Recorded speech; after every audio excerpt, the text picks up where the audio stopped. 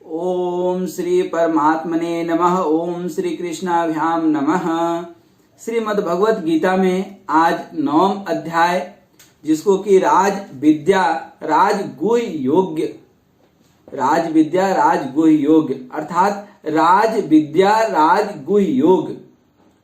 8वें अध्याय में तो कृष्ण भगवान ने जो है ध्यान के विषय में, अक्षर ब्रह्म योग के विषय में बताया था, और उसके बाद और भी रहस्यमयी ज्ञान भगवान श्री कृष्ण अर्जुन को देते हैं और बतलाते हैं कि भगवत प्राप्ति मनुष्य के क्या लक्षण हैं और वह जो है विद्या कौन सी है जिससे व्यक्ति जो है भगवान को प्राप्त कर सकता है। तो आइए 9वें अध्याय में देखते हैं। भगवान श्री कृष्ण कहते हैं कि हे अर्जुन, तुझे दोष दृष्टि रहित भक्त के लिए इस परम गोपनीय राज विद्या राजगुह्य योग के बारे में विज्ञान सहित ज्ञान को पुनः भली भांति कहूंगा, जिसको जान करके तू इस संसार के दुख रूप सागर से मुक्त हो जाएगा। यह विज्ञान सहित ज्ञान राज विद्या राजगुह्य योग अर्थात यह विज्ञान सहित ज्ञान सब विद्याओं का राजा है, सब गोपनीयों का राजा है और अति पवित्र अति उत्तम प्रत्यक्ष फल वाला धर्म युक्त साधन करने में बड़ा सुगम और अविनाशी है। हे परंतप अर्जुन, इस उपयुक्त धर्म में श्रद्धा रहित पुरुष मुझको न प्राप्त होकर के मृत्यु रूप संसार चक्र में घूमते रहता है। मुझ निराकार परमात्मा से यह सब जगत जल से बर्फ के सदृश परिपूर्ण है और सब भूत मेरे अंतर्गत संकल्प के आधार स्थित हैं, किंतु वास्तव में मैं उनमें स्थित नहीं हूँ। जल में नाव स्थित है, नाव में जल स्थित नहीं है।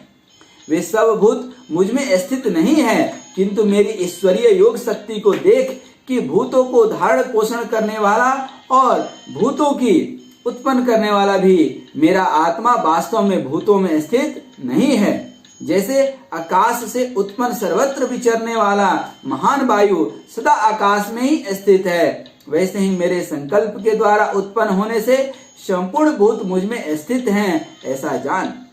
हे अर्जुन, कल्पों के अंत में सब भूत मेरी प्रकृति को प्राप्त होते हैं, अर्थात प्रकृति में लीन हो जाते हैं, और कल्पों के आदि में उनको मैं फिर रचता हूँ, निर्माण करता हूँ। अपनी प्रकृति को अंगीकार करके स्वभाव के बल से परतंत्र हुए संपूर्ण भूत समुदाय को बार बार उनके कर्मों के अनुसार ही रचता हूँ, अर्थात कर्मों के अनुसार ही पुनर्जन्म होता है।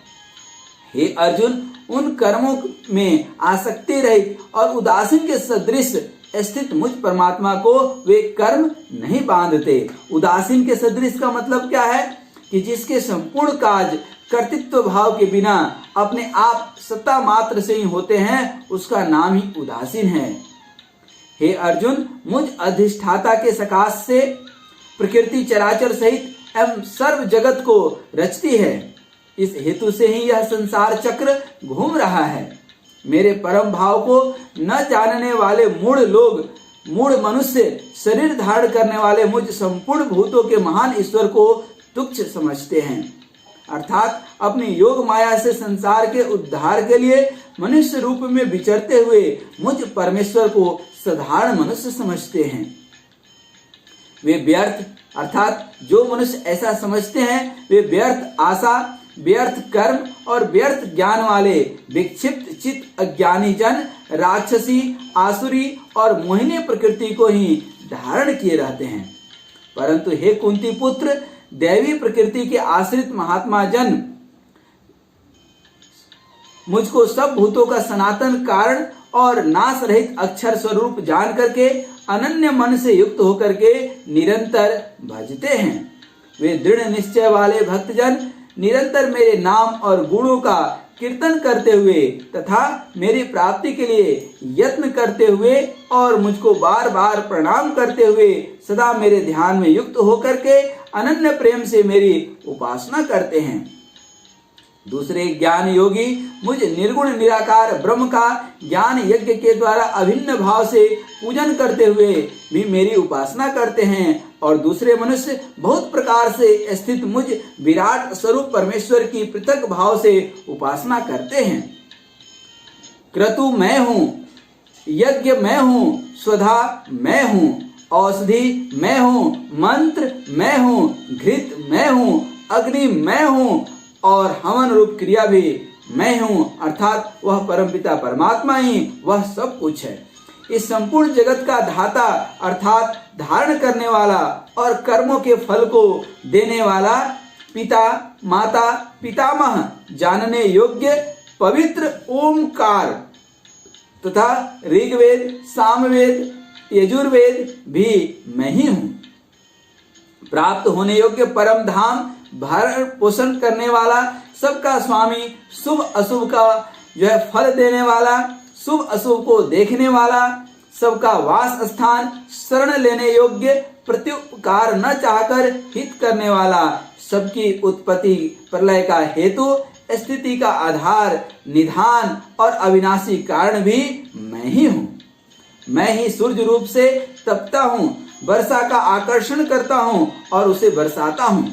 हे अर्जुन, मैं ही अमृत हूँ और मैं ही मृत्यु हूँ और सत असत भी मैं ही हूँ।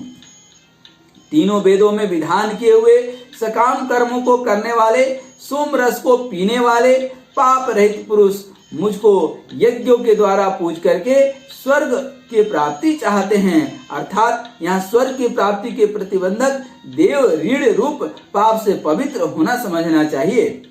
वे पुरुष अपने पुण्यों के फलस्वरूप स्वर्ग लोक को प्राप्त होकर के स्वर्ग में दिव्य देवताओं के भोगों को भोगते हैं। वे उस विशाल स्वर्ग लोक को भोग करके पुण्य क्षीण होने पर मृत्यु लोक को प्राप्त होते हैं। इस प्रकार स्वर्ग के साधन रूप तीनों वेदों में कहे हुए सकाम कर्म का आश्रय लेने वाले और भोगों की कामना वाले पुरुष बार बार आवागमन के चक्कर प्राप्त करते हैं, अर्थात पुण्य के प्रभाव से स्वर्ग में जाते हैं और पुण्य क्षीण होने पर मृत्यु लोक में आ जाते हैं। जो अनन्य प्रेमी भक्तजन मुझ परमेश्वर को निरंतर चिंतन करते हुए निष्काम भाव से भजते हैं, उन नित्य निरंतर मेरा चिंतन करने वाले पुरुषों का योगक्षेम मैं स्वयं प्राप्त कर देता हूँ।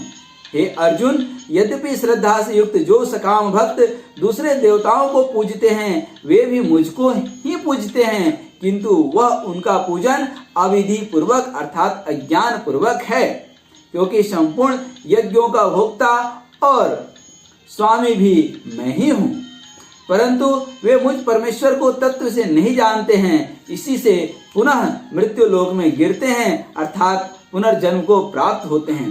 भगवत प्राप्ति का नाम योग है और भगवत प्राप्ति के निमित्त किए हुए जो भी साधन हैं, चाहे वह कर्म कांड से ही मिलता जुलता कुछ हो या शरीर को स्वस्थ रखने का काम हो, उसकी रक्षा करने का नाम ही क्षेम है।